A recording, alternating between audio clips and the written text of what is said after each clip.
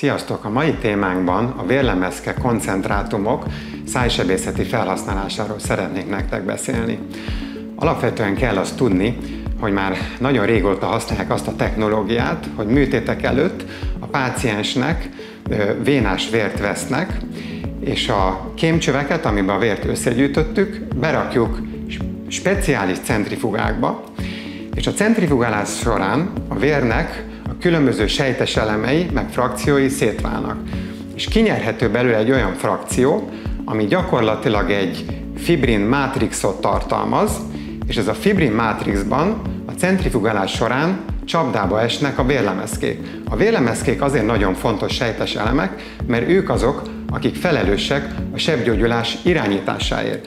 És hogyha ezeket fel tudjuk használni különböző műtétekben, akkor gyakorlatilag bizonyos esetekben a sebgyógyulást elő tudjuk segíteni, biztonságosabbá tenni, bizonyos esetekben talán fel is tudjuk gyorsítani a regenerálódást, magyarul a műtét utáni felépülési idő rövidíthető, bizonyos esetekben meg a műtéti technológiát könnyíti meg.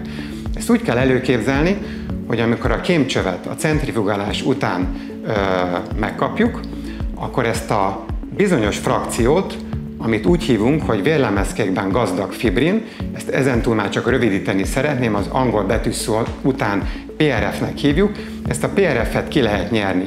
És ebből különbözőféle felhasználási területnek megfelelően frakciók kinyerhetők. Bizonyos esetekben ezt össze tudjuk préselni, ezt a PRF-et, és egy úgynevezett membrán állítható elő belőle. Például a membránt nagyon gyakran lehet használni, hogy csontpótolt területeket le tudunk belőle fedni. Bizonyos esetekben ebből a PRF-ből úgynevezett dugókat is elő tudunk állítani.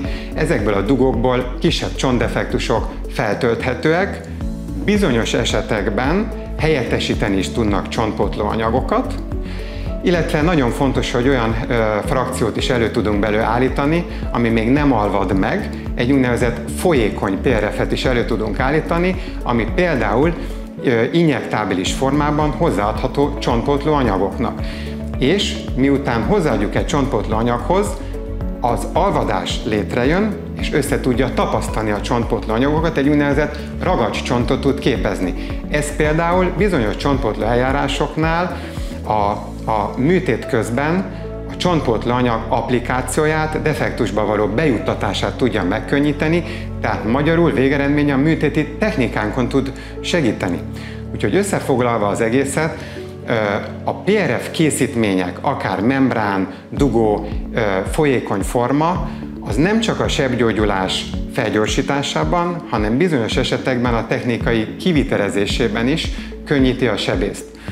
A fogászati eljárása a PRF-eknek azért alapvetően már körülbelül 10 évre terjed vissza. Ezek a rendszerek folyamatosan fejlődnek, újabb generációk jönnek ki, változnak néha a vérvételi protokollok, változnak a centrifugálási protokollok. Végeredményben a lényeg az, hogy olyan vérlemezke koncentráció állítható elő, ami minél sikeresebben hasznosul a szervezetben.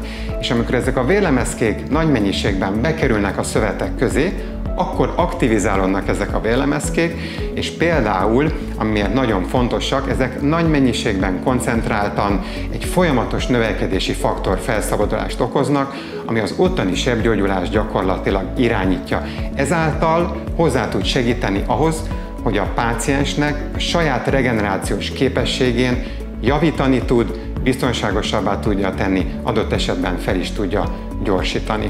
Úgyhogy mi ezeket az eljárásokat a vérvétel során már rutinszerűen, széles körben alkalmazzuk 5-6 éve, és nagyon jók velük az eredményeink. Ha ne adj Isten ilyen jellegű beavatkozás előtt állnál, ami szájsebészeti beavatkozást igényel, akkor ezzel tudunk segíteni nektek a differentál fogorvosi rendelőben.